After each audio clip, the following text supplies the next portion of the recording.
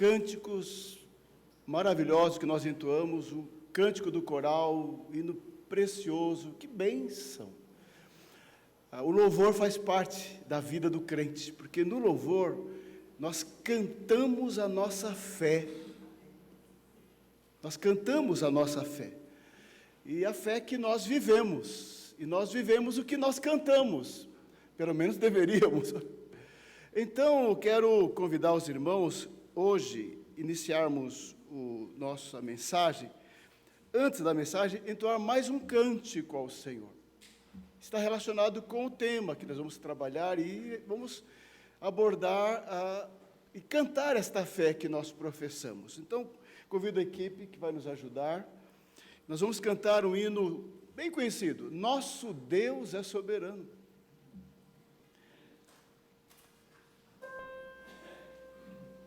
Convido a igreja a se colocar em pé, nós cantemos com o nosso coração, afirmando a nossa fé nas verdades que nós professamos neste louvor tão lindo e tão corretamente bíblico. Cantemos.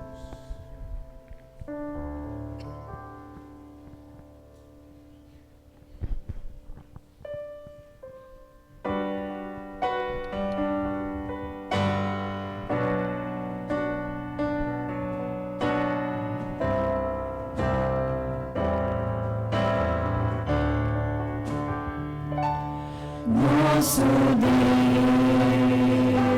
é soberano, Ele reina antes da fundação do mundo. Nosso Deus é soberano, Ele reina antes da fundação do mundo. A terra sem forma e vazia, e o Espírito do nosso Deus se movia sobre a face das águas. Foi Ele quem criou os céus dos céus e fez separação das águas da terra seca. Foi Ele quem criou os luminares e criou a natureza e formou o homem. Glória a Deus por suas maravilhas, pela sua grandeza. Glória a Deus, glória a Deus. Suas maravilhas, pela sua grandeza, glória a Deus.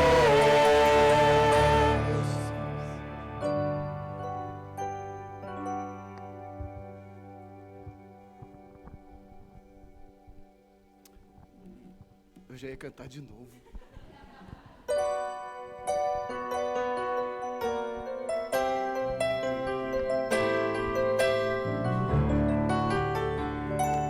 Nosso Deus é soberano,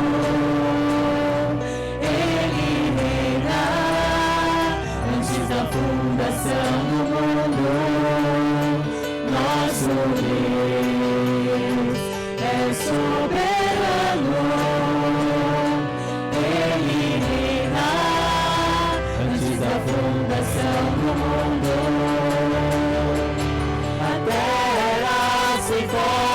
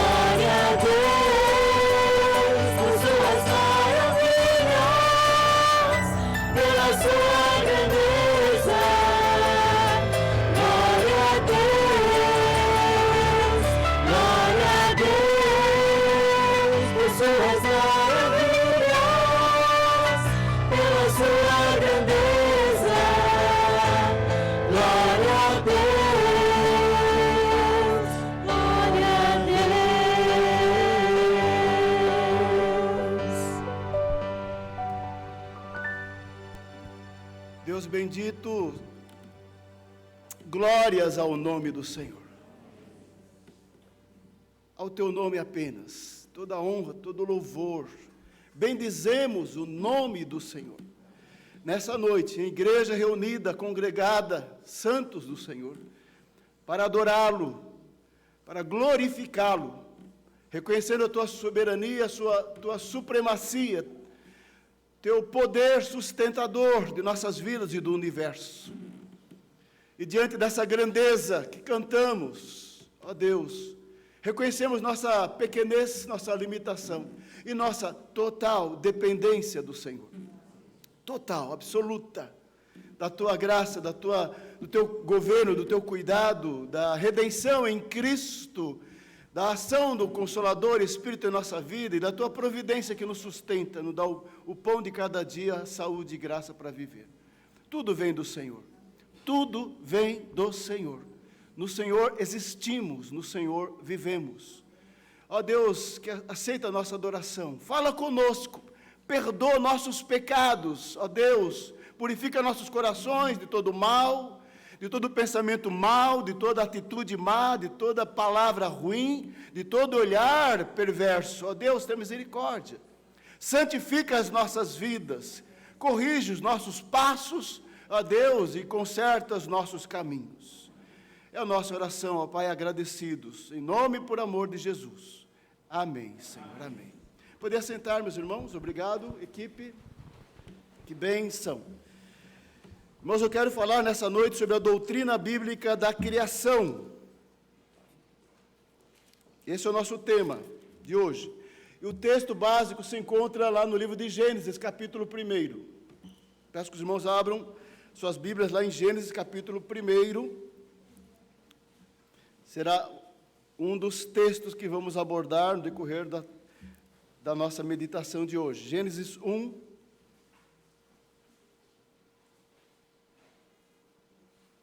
Nós vamos ler apenas o versículo 1, tá bom? Só um.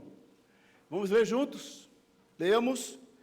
No princípio criou Deus os céus e a terra. É uma das afirmações mais extraordinárias. É um dos pilares da palavra. É o começo de tudo. Toda a teologia cristã está firmada na obra da criação. A redenção está firmada na criação. Então, Gênesis 1 é fundamental para nosso conhecimento de Deus, da vida e da realidade. Deus é a realidade primordial, fundamental. No princípio, vejam só, no princípio, Deus. Começa com Deus todas as coisas. Então, o nosso estudo hoje tem como objetivo fazer uma reflexão, irmãos, sobre o fundamento da fé e, consequentemente, o fundamento da nossa própria vida, da nossa esperança, da nossa confiança. Gênesis 1 apresenta Deus como o Criador de tudo.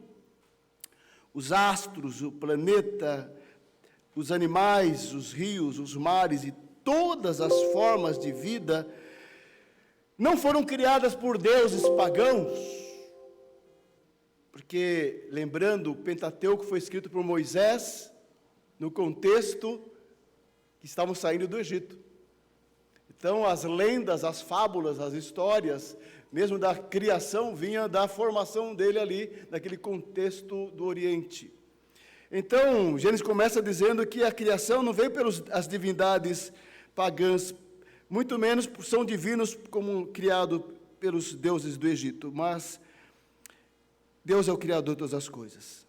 Deus nos informa nesse texto que, pelo seu poder absoluto e pela sua ordem soberana, tudo veio à existência. Pela ordem de Deus. Haja luz. E houve luz. Ao final dos 6 dias, toda a criação estava concluída, perfeita e rica em detalhes. E uma frase importante no capítulo 1 de Gênesis é: e viu Deus tudo o que fez e era pleno. Então o Senhor, depois da criação, santificou um dia para o seu descanso e para o seu louvor. Eu vou dividir a nossa meditação, e tem um caráter bem doutrinário mesmo essa noite. A doutrina da criação, nós vamos ver primeiramente na teologia reformada, o que diz os nossos catecismos. A doutrina da criação na cosmovisão cristã e teologia cristã. E, finalmente, para concluir, a doutrina cristã nas Escrituras Sagradas. A própria Escritura trabalha a criação, de muitos textos. Primeiramente, a doutrina da criação na teologia. Os nossos catecismos, eles detalham a nossa organização doutrinária. Por exemplo, a Confissão de Fé de Westminster assim fala sobre a obra da criação. Ao princípio, aprove a Deus, o Pai, o Filho e o Espírito Santo, para a manifestação da glória do seu eterno poder, sabedoria e bondade. Então, ele já começa dizendo, ao princípio, o Deus triuno, para manifestar sua glória, poder, sabedoria e bondade, criar ou fazer do nada, é outra base importante da criação, para a sua glória, e do nada, depois eu vou explicar um pouco a importância disso, no espaço de 6 dias, depois vem a descrição, a narrativa de Gênesis 1, e tudo muito bom, o mundo e tudo que nele há, tudo foi já feito por Deus, tudo. E quando fala tudo, é todos os seres, todo o universo, toda a criação. Quer as coisas invisíveis, as visíveis, materiais, e as invisíveis, os seres angelicais, por exemplo. É o que diz a Confissão de Fé. A pergunta 15 do Catecismo Maior diz assim, qual é a obra da criação? A resposta é, a obra da criação é aquela pela qual, no princípio, e pela palavra do seu poder, Deus fez do nada o mundo, e tudo quanto nele há para si, no espaço de 6 dias, e tudo muito bom. Assim descrevem os nossos catecismos a doutrina da criação. Mas já caminhando, porque eu quero ser bem objetivo para chegar numa aplicação que eu quero dar mais atenção no final. A doutrina da criação na teologia, na cosmovisão cristã, é muito interessante. Por quê? É uma definição teológica e filosófica importantíssima. Nós somos criacionistas. Nós não somos evolucionistas. Nós não somos naturalistas. Nós não somos panteístas. Nós somos criacionistas. E mais, nós somos teístas. A cosmovisão cristã, a teologia cristã, é teísmo. O que é isso? O teísmo, ele diverge totalmente de todas as outras cosmovisões filosóficas que interpretam Deus, o universo, o ser humano, com outros fundamentos e pressupostos. Eu vou alencar apenas alguns. O deísmo, o naturalismo, o panteísmo e o politeísmo. Por quê? Porque o teísmo, que é a crença num Deus pessoal, transcendente e criador, é crer, sim, num Deus e num Deus único. Que Deus é a realidade primária de todas as coisas. A razão de existir todas as coisas é Deus. A razão de existir todas as coisas é Deus. Não é o universo pelo universo, mas o universo existe por causa de Deus. O teísmo ensina isso. Ele é o começo, ele é o meio, ele é o fim. Ele é o alfa e ele é o ômega. Ele é o princípio e ele é o fim. Ele é a origem e ele é o propósito da criação. Tudo foi criado por ele e para ele. É importante isso. Mesmo nós crentes, às vezes temos concepções errôneas, como se as coisas funcionam em nosso favor. A vida em nosso favor, e Deus existe para nos atender e nos satisfazer. Então, às vezes nós temos uma crença, mas na prática nós vivemos o contrário, parece que nós somos o alvo da criação. O alvo da criação é Ele mesmo, a realidade maior é Ele mesmo. O teísmo defende isso, que Deus é a realidade primária, é o objeto final da minha vida. É por isso que a gente tem confusão existencial, mesmo dentro da igreja. Dá uma crise em alguns, mesmo dentro da igreja, porque a gente esquece que a gente vive para Deus. Aí começa a ter perrengue, luta, dificuldade, crise, não sei o que. Aí a gente a minha vida tem problema, isso aqui. Aí nós fugimos de entender que a alegria, a felicidade, o deleite da existência está no encontro nosso com o Criador. Em viver para o Criador. Em servir o Criador. Em adorar o Criador. E quando nós não cumprimos isso, dá um nó em nossa cabeça. Nos desviamos. E a vida faz com que a gente se desvie, com distrações diversas. O teísmo defende a realidade primária a Deus. Segundo, o teísmo defende que o cosmo, ele foi criado. No princípio, criou Deus, ou seja, houve um começo da criação. Há um começo do universo. Há um começo. A matéria não é eterna como o naturalista defende. Houve um começo. O cosmos foi criado. Mas nós defendemos algo mais importante. Ele não foi apenas criado. Ele é sustentado por Deus. O universo e as nossas vidas, não somos apenas criados, nós somos sustentados por Deus.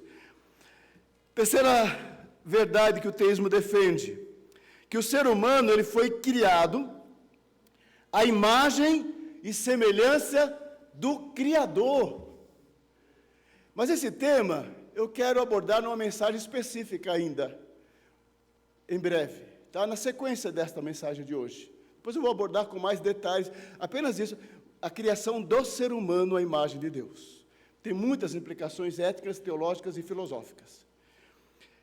O teísmo defende que tudo foi criado pela vontade de Deus, desse Deus eterno e para a sua glória.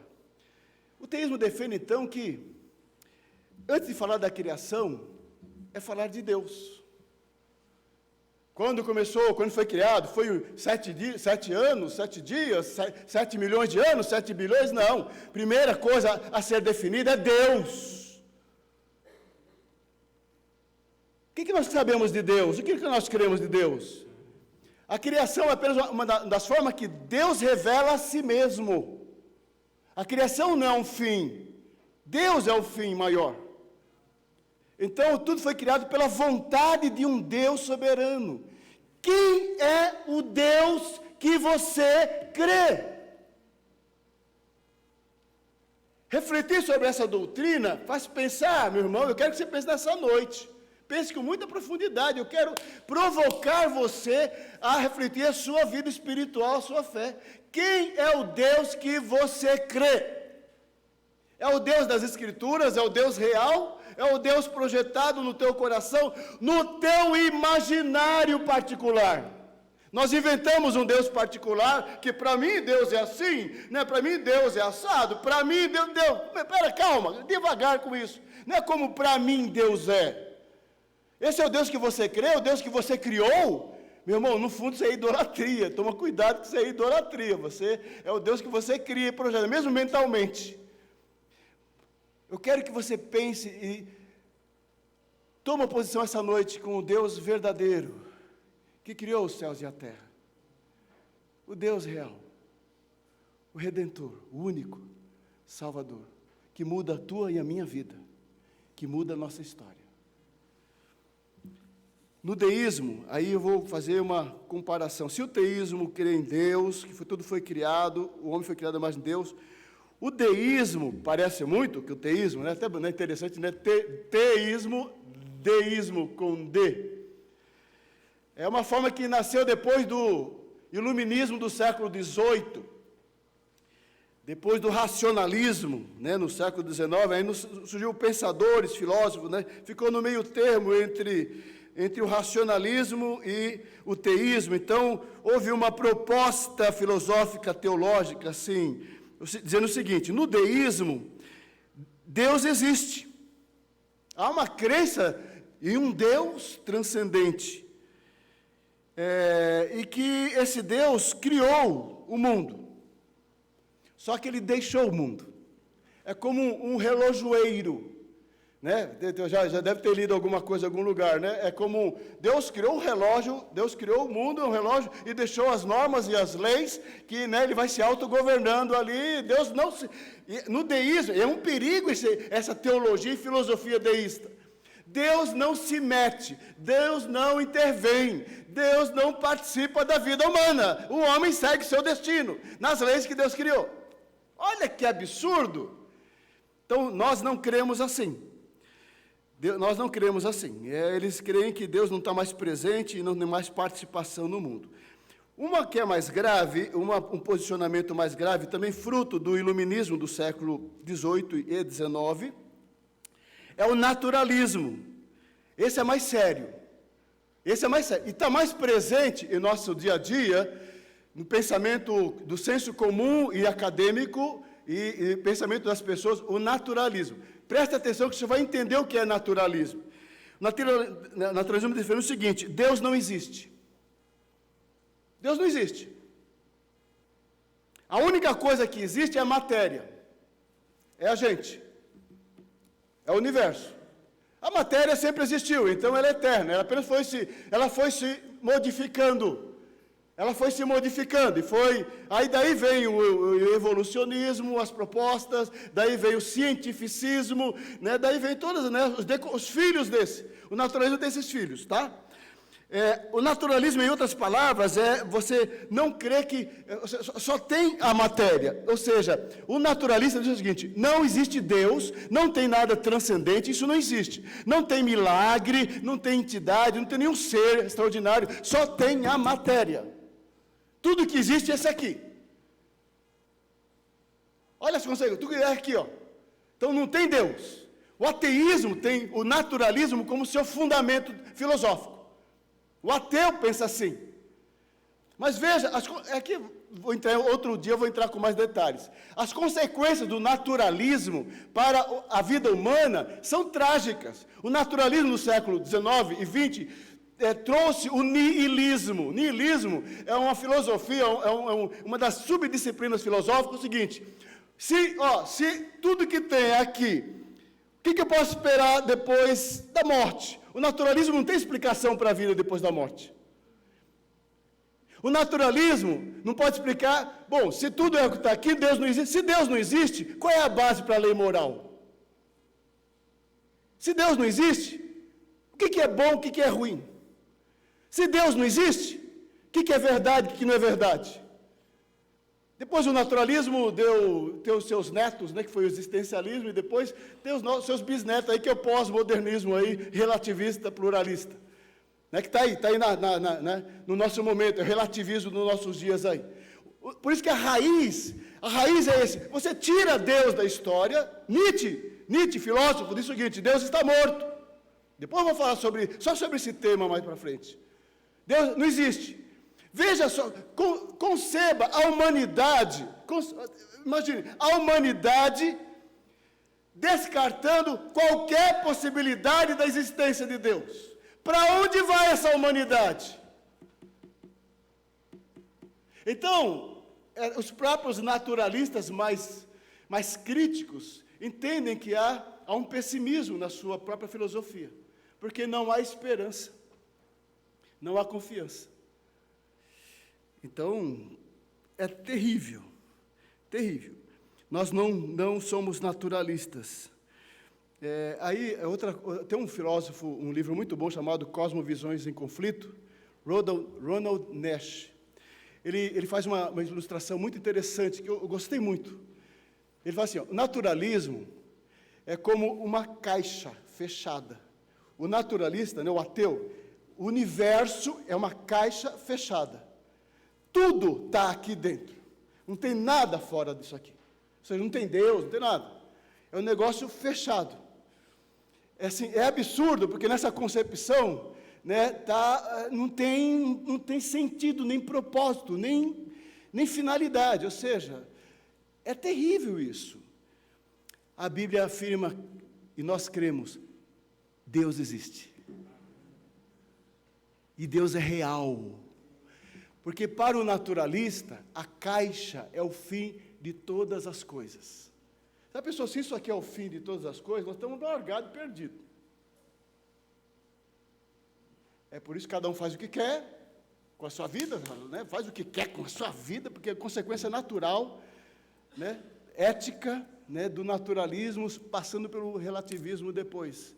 Se não tem lei, não tem Deus, não tem moral, não tem sentido, cada um constrói a si mesmo e é aquilo que ele quiser ser da vida. É trágico isso. Mas vivemos uma cultura aí, né, contemporânea, que está assolada com conceitos naturalistas. E o pior, crentes defendendo causas e filosofias e ideologias. Crentes! Ideologias e posições que são, no fundo, anticristãs, que no seu fundamento não tem Deus na sua base. Nós somos teístas.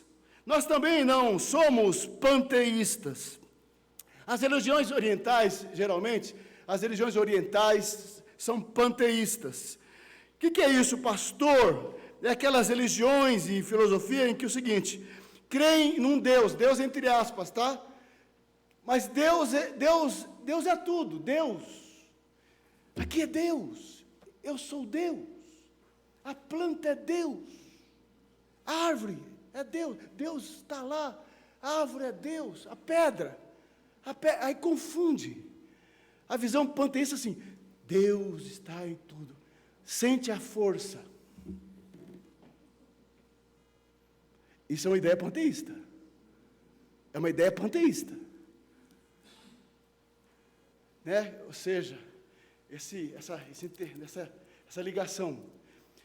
Deus, o nosso Deus, Ele é o Criador, Ele é imanente, Ele está presente, mas Ele não se confunde. Deus não é a pedra, Deus criou a pedra. Deus não é o homem, mas Deus está presente e Deus abençoa o homem, mas Ele não confunde. Os irmãos já ouviram falar de um movimento religioso filosófico chamado Nova Era? Já ouviram falar? Hoje está mais para baixo. Não é porque aquele negócio ciclo. Mas a década de 90, gente, a década de 90 só se falava de nova era. Era palestra atrás de palestra nas igrejas, né? Era conferência só sobre falar da nova era, que era um movimento na América, que foi o foco onde nasceu isso, era uma mistura de esoterismo com misticismo, com religiões orientais e com filosofias modernas. Então, uma das proponentes, vão lembrar disso, né, os mais antigos. Uma das proponentes na época foi Shirley MacLaine. Já ouviram falar? A atriz. Ela foi uma das cabeças desse movimento na época. E a ideia do movimento da Nova Era era essa ideia mística, esotérica, panteísta. Sabe o que a Shirley MacLaine dizia? Porque é assim que diziam os da Nova Era. E o panteísta dizia, nós somos deuses. Se Deus está em tudo e tudo é Deus, então, veja só, aí nós somos deuses. Mas o que me chama a atenção não é o que ela disse há 30 anos atrás.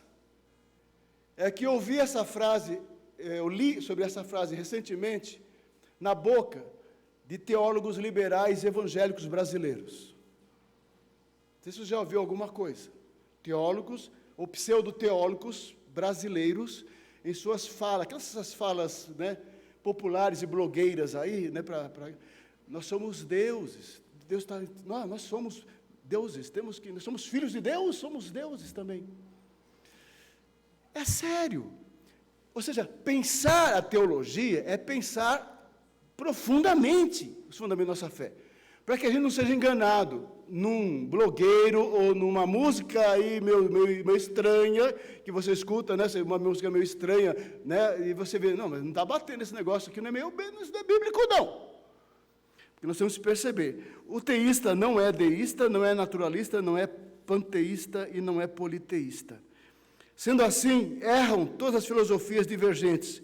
O deísmo é o pregar um Deus que abandonou a criação, o panteísmo que atribui divindade à natureza, Tá? Então, tudo que atribui divindade à natureza, a natureza ela é linda, é maravilhosa, é criação de Deus.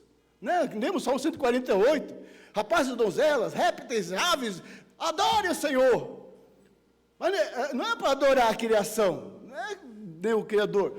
Na Índia, religiões na Índia, politeístas, elas são, adoram animais, porque é tudo uma crença também, uma crença de transmigração da alma, que eles têm lá, um conceito de transmigração, que você viaja e você vem num outro ser, que pode até ser um animal. É por isso que há uma adoração de animais nesse sentido, porque creem numa transmigração, uma viagem da alma, ciclicamente, indefinidamente, meu Deus, é terrível. Então, essa visão não chega a um fim, tá bom? Nós cremos em um Deus salvador, que veio tirar a gente do pecado e nos dá a vida eterna. O materialismo também evolucionista considera a matéria que é o fim de todas as coisas, e o que importa é a vida, também nós descartamos. Outra percepção da cosmovisão teológica cristã, reformada, que revela um Criador. No princípio, Deus. Já começa assim a afirmação, nós já afirmamos, Deus existe. Ah, você crê em Deus? Senhor, claro que sim. Se alguém perguntar, você crê em Deus? Você tem que ficar indignado. Claro! Não é você falar assim, engasgando, sim, eu creio. Eu sou crente. Eu creio na Bíblia. Aí você fala, não, sim, claro que eu creio. Você não? Como é que você não crê? Ah, prova para mim que Deus não existe. Não, pior, eu quero que você prove para mim que Deus não existe. A gente fica numa situação, pelo mundo, pela nossa cultura, meio que, intimidada. Nós cremos em Deus, e Deus é real.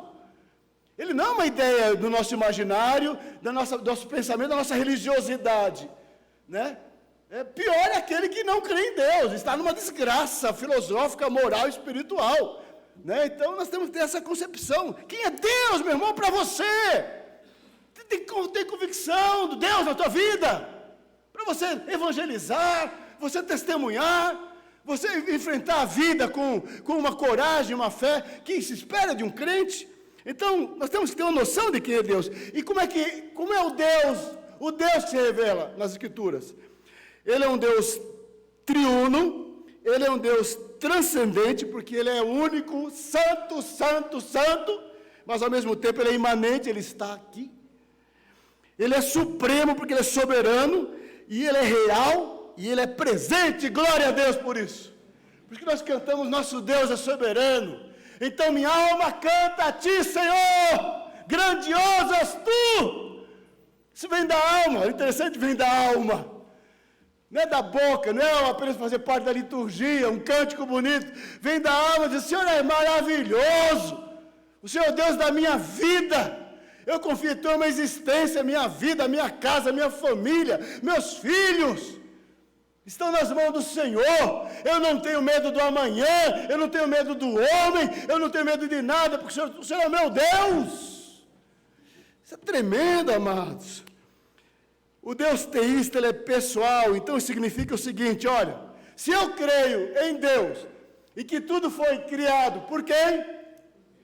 Ou seja, Deus não é uma mera força, Deus não é mera energia, Deus não é mera substância, que as teologias e filosofias colocam muitas vezes.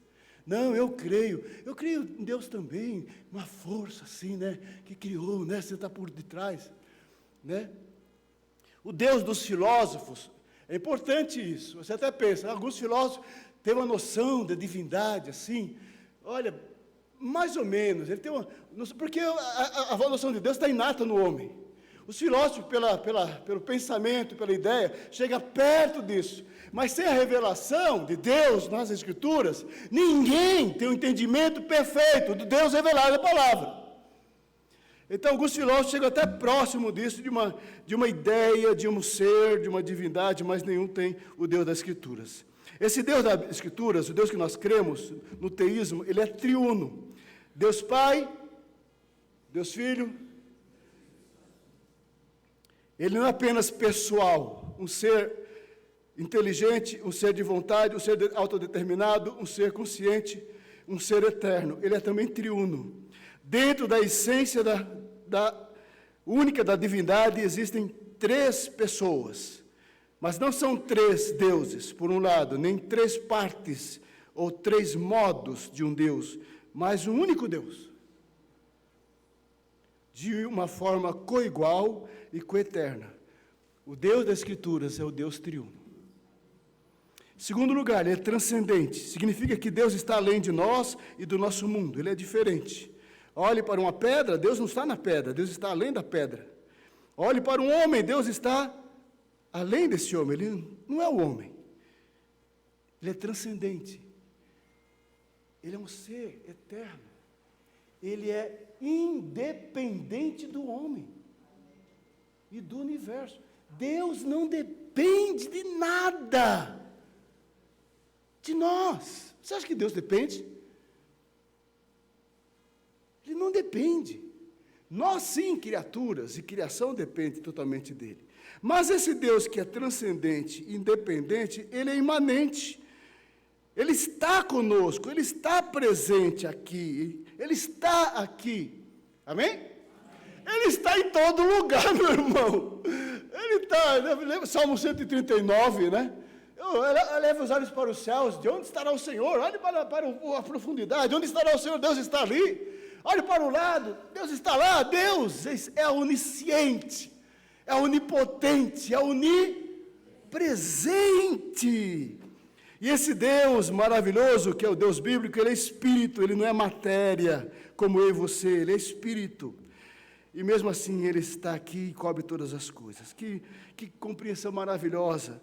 Esse Deus é soberano, porque ele é supremo, ele governa todas as ações do universo que lhe pertencem. Ele governa as folhas que caem no bosque. Ele governa o movimento dos peixinhos nos rios do Brasil. Ele governa o movimento dos grandes peixes nos oceanos. Ele governa as estrelas e as galáxias. Ele governa as estações e sustenta a rotação da Terra e preserva a vida humana. Deus traz as estações e traz chuva e traz vento e abençoa a terra para produzir. Você crê? É o Deus da providência. Ele está presente em tudo. Não é fruto da obra humana, do esforço humano, é fruto da providência de Deus. É um Deus supremo. E para finalizar, esse Deus da cosmovisão cristã, da teologia cristã, que é triuno, transcendente, imanente, espírito, ele é bom. Tem um cântico assim, ele é sempre bom, né? Porque é da natureza de Deus, da bondade de Deus, e o amor de Deus é um dos frutos da sua bondade, da sua misericórdia. A essência de Deus é a sua bondade, ok? Terceiro lugar, eu quero abordar aqui alguns fatos sobre a doutrina nas Escrituras. Ela foi feita, conforme Gênesis 1, a criação foi feita no princípio, no início de tudo. Isso implica o seguinte, quando diz, no princípio, criou Deus os céus e a terra, é o começo do tempo e do espaço. Porque antes de no princípio, o que tinha? O que existia? Deus. Deus sempre existiu. Deus sempre existiu. Eterno. É o Deus eterno e o Deus triuno, no seu concílio divino. Deus sempre existiu. Aí Deus aprove na sua vontade criar o mundo, Criar o mundo. E criou pela sua palavra. Hebreus 11, 3 diz assim, pela fé entendemos que foi o universo formado pela palavra de Deus, de maneira que o visível vai existir das coisas que não aparecem. Foi formado pela palavra de Deus. É interessante entender. Eu creio sim, pastor, o universo foi criado por Deus. Foi. Como? Qual foi o processo? Qual foi o processo da criação, pastor? Deus ordenou e veio a existência. Palavra, é importante isso para definição para o crente. pela palavra do seu poder. Então ele faz como ele quer, do nada, olha só, da não existência, da não matéria. Da não matéria, ele criou algo que não existia antes, que é a matéria. A partir do nada, é a expressão que diz assim, ex nihilo, né? Ex nihilo, a partir do nada, das coisas que não existem. Neemias capítulo 9, versículo 6, diz assim, só tu és Senhor, tu fizeste o céu do céu e todo o seu exército. Lembra disso? Dá uma música, né? Isso dá uma música, tem música já. A terra e tudo quanto nela há, os mares e tudo quanto há neles, e tu preservas a todos com vida e o exército dos céus. Que lindo! Isso aqui é Neemias capítulo 9, versículo 6. A gente canta, né? Mas é a Bíblia. Descreve, sintetiza a obra da criação, ele fez tudo. Aí eu pergunto a você, amado, você crê em tudo isso? Deus que é Deus e um Deus que criou e criou do nada. E para finalizar, Deus criou para si pela sua vontade e propósito. Apocalipse capítulo 4, versículo 11. Olha só, abra sua Bíblia aí, por favor, me acompanhe. Apocalipse capítulo 4, versículo 11, porque é importante, nós estamos encerrando já. Apocalipse 4, 11, o propósito da criação. Tá? 4, 11.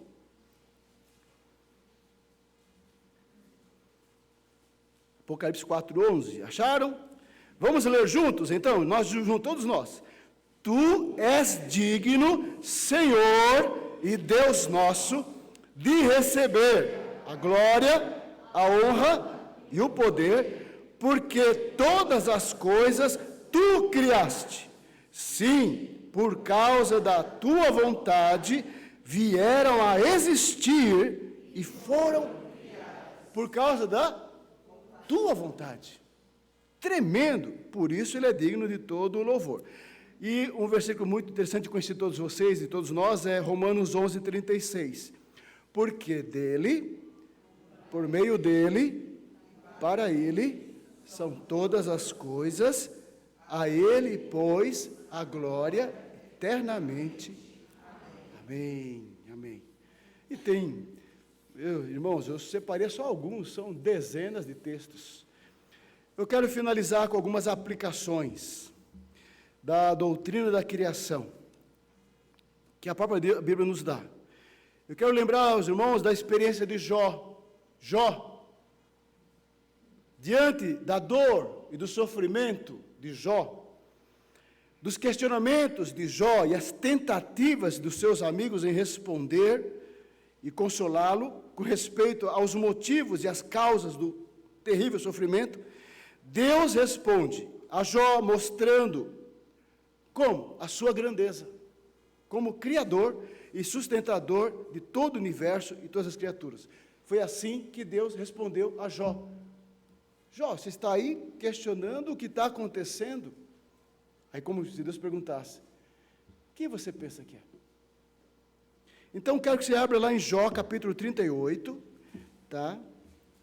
Jó capítulo 38, e veja que diante da nossa dor, tristeza, aflição, irmão, confie em Deus, descanse em Deus, Ele é o Criador, Ele sabe o que está acontecendo, por que está acontecendo, para que está acontecendo, tá? Então a resposta de Deus a Jó 38, de 1 a 9, diz assim, depois disso o Senhor, do meio de um redemoinho, respondeu a Jó, quem é este que escurece os meus desígnios com palavras sem conhecimento? Cinge, pois, os lombos como homem, pois eu te perguntarei e tu me farás saber. Onde estavas tu quando eu lançava os fundamentos da terra? Dize-me, se tens entendimento. Quem lhe pôs as medidas, se é que o sabes? Ou quem estendeu sobre ela o cordel? Sobre que estão fundadas as suas bases? Ou quem lhe assentou a pedra angular? Quando as estrelas da alva juntas alegremente cantavam e rejubilavam todos os filhos de Deus? Ou quem encerrou o mar com portas quando irrompeu da madre? Quando eu lhe pus as nuvens por vestidura e a escuridão por fraldas? E assim continua, quem fez Eu sou o Criador. Vai até o capítulo 39. Eu sou o Criador. Então, amados, diante do sofrimento e da dor, lembre-se que teu Deus está no controle da tua vida. Se Ele fez tudo, Ele pode tudo. Então, creia. Uma segunda aplicação, baseada na história, na profecia de Isaías. Isaías foi um profeta muito, muito importante na história de Israel. Ele veio numa época difícil, uma época que os assírios ameaçavam invadir as terras de Judá, e Deus não permitiu. Os israelitas, eles balançavam um pouquinho, se iam pedir ajuda para os egípcios. Aí Deus usa a Isaías para falar o seguinte: por que vocês vão pedir ajuda para os egípcios? E por que vocês vão ter medo dos assírios? E os assírios eram poderosos e cruéis, já tinham vencido todas as nações vizinhas. Eram de fato fortes. Mas ele é um povo pequeno, mas o povo de Deus. Crer em Deus é crer no impossível. Crer em Deus é saber que há alguém além da caixinha naturalista, que não tem só essa terra, nem esse planeta, nem a história dos homens. Crer em Deus é crer no transcendente, no Todo-Poderoso, no Sustentador. É esperar milagre, é aguardar milagre, é orar por milagre. O crente pode orar por milagre, é o extraordinário, porque Deus existe. Às vezes nos tornamos crentes muito racionais e lógicos, não cremos, a nossa fé é muito limitada, não temos experiências com Deus, nossa vida de oração é uma coisa, uma mesmice. Nossa vida de oração, se chamar de vida de oração, e nós temos que orar mais. Você tem orado, meu irmão? Você tem orado, meu irmão, minha irmã? Jovens, tem orado todo dia, falado com Deus, colocado a tua vida, tuas causas na mão de Deus todo dia, dobrar teus joelhos, de verdade. Malha, às vezes nós sentamos para agradecer a comida, só isso é pouco. Mas temos que orar a Deus, colocar nossa vida e confiar, e seguir adiante, e trabalhar, e contar com a mão de Deus em nossa vida, porque Ele é o Senhor Supremo Criador. Abra, por favor, aí Isaías, capítulo 45, é o que Deus vai falar a Isaías. Vocês não têm que confiar na força do exército dos egípcios, nem temer o exército dos assírios. Vocês têm que confiar em mim. Isaías 45, versículo 8, diz assim: destilai, ó céus, dessas alturas, e as nuvens chovam justiça, abra-se a terra e produza a salvação, e juntamente com ela brote a justiça. Eu, o Senhor, as criei. Ai daquele que contende com o seu Criador e não passa de o quê? Caco de barro entre outros cacos. Acaso dirá o barro ao que lhe dá forma, que fazes? Ou a tua obra não tem alça? Ai daquele que diz ao pai, porque geras, e à mulher, porque dás à luz. Assim, olha que lindo, como Deus é tão gentil ao falar com o seu povo. Assim diz o Senhor, o Santo de Israel, aquele que o formou. Quereis acaso saber as coisas futuras? Quereis dar ordens acerca de meus filhos e acerca das obras das minhas mãos? Eu fiz a terra e criei nela o homem. As minhas mãos estenderam os céus e todos os seus exércitos e as minhas ordens. Eu, na minha justiça, suscitei a Ciro, e a todos os seus caminhos endireitarei. Ele edificará a minha cidadela e libertará os meus exilados. É uma profecia aqui, é uma profecia futura para o Ciro que vai libertar depois do exílio lá. Não por preço nem por presente do Senhor dos Exércitos. Assim diz o Senhor: a riqueza do Egito, as misericórdias do Etiópia e os sabeus, homens de grande estatura, passarão ao teu poder e serão teus. Seguir-te-ão, irão em grilhões, diante de ti se prostrarão e te farão as suas súplicas, dizendo: só contigo está Deus e não há outro que seja Deus. Verdadeiramente tu és Deus misterioso, ó Deus, ó Salvador. Envergonhar-se-ão e serão confundidos todos eles, cairão a uma ignomínia os que fabricam ídolos. Israel, porém, será salvo, com salvação eterna. Não sereis envergonhados, nem confundidos em toda a eternidade. Aí finaliza, olha como ele finaliza com a questão da doutrina da criação. Porque assim diz o Senhor, que criou os céus, o Deus que formou a terra, que a fez e a estabeleceu, que não criou para ser um caos, mas para ser habitada. Eu sou o Senhor e não há outro. E não há outro Deus. Quem nos dará vitória senão o Senhor? Quem nos libertará senão o Senhor? Quem ganhará senão o Senhor? Então, povo de Deus, fé, povo de Deus, esperança, povo de Deus, coragem. O nosso Deus é Senhor, é o Criador Supremo. Bênção, amados, bênção. E para finalizar nossa aplicação, eu quero ir para Mateus capítulo 6. Jesus ensina lá aos discípulos que eles devem ir pela fé na sua caminhada e jornada no reino de Deus, confiantemente. Mateus 6, 25.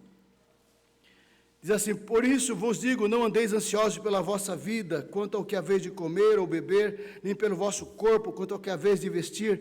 Não é a vida mais do que o alimento, e o corpo mais do que as vestes. Observai o quê? Não semeiam, não colhem, nem ajudem celeiros, contudo, vosso Pai Celeste a sustenta. Então, ele está dizendo o seguinte: você está ansioso, está preocupado com trabalho, com dinheiro, com projetos, sei do quê? Então, né, tá aí, que é a preocupação natural da vida. Está preocupado, está muito preocupado. Aí Deus fala: olha a minha criação. Presta atenção. Olha o teatro de Deus. Observe espiritualmente a obra de Deus na criação. Ele diz assim: a obra é minha, eu que fiz e eu que sustento. Que coisa tremenda. Porventura não valeis mais do que as aves? Qual de vós, por ansioso que esteja, pode acrescentar um côvado ao curso da sua vida? Então Jesus usa a doutrina da criação e da providência para consolar os crentes. Que é bom, né? Entender a doutrina da criação tem a ver com a nossa confiança. É Deus. Tem a ver com a nossa ética. Então eu não posso fazer tudo, não. Eu tenho que tomar cuidado com o meu comportamento. Porque Deus tem a ver com a nossa esperança. Eu sei para onde eu vou, porque Deus Criador preparou isso. Olha como é importante, tudo com base na criação. E tantas outras aplicações, amados. Que Deus abençoe o seu coração. Com esta reflexão, no pensar, o Deus Criador que te sustenta, que você possa descansar. Vivemos uma época tão difícil, nós temos vivido batalhas, muitos irmãos têm dramas, as pressões do mundo têm sido muito fortes, as demandas da vida, muitos irmãos enfrentam questões pessoais, aflições pessoais, de enfermidades, não tem sido fácil, algumas famílias têm sofrido muito com isso. Alguns irmãos têm sofrido questões particulares no trabalho, pressões mesmo, pressões da vida, do mundo, né? Pressões naturais. Enfrentam situações, é que eles não ficam falando nem compartilhando muitas vezes, mas nós sabemos que enfrentam isso. Eu quero dizer a você nessa noite, amado, Deus cuida de ti, e o teu Deus é o Deus supremo, criador, triuno, transcendente, imanente, que se importa com você. E que Deus nessa noite traga conforto ao teu coração, encorajamento à tua fé e esperança à tua alma. Volte para casa em paz, na graça do Senhor, na confiança de que no princípio criou. Se Ele criou, meu irmão, olha, nós estamos dentro disso. Glória a Deus por isso. Amém? Que Deus nos abençoe com esta meditação de hoje. Vamos cantar o hino indicado em nosso boletim. Um hino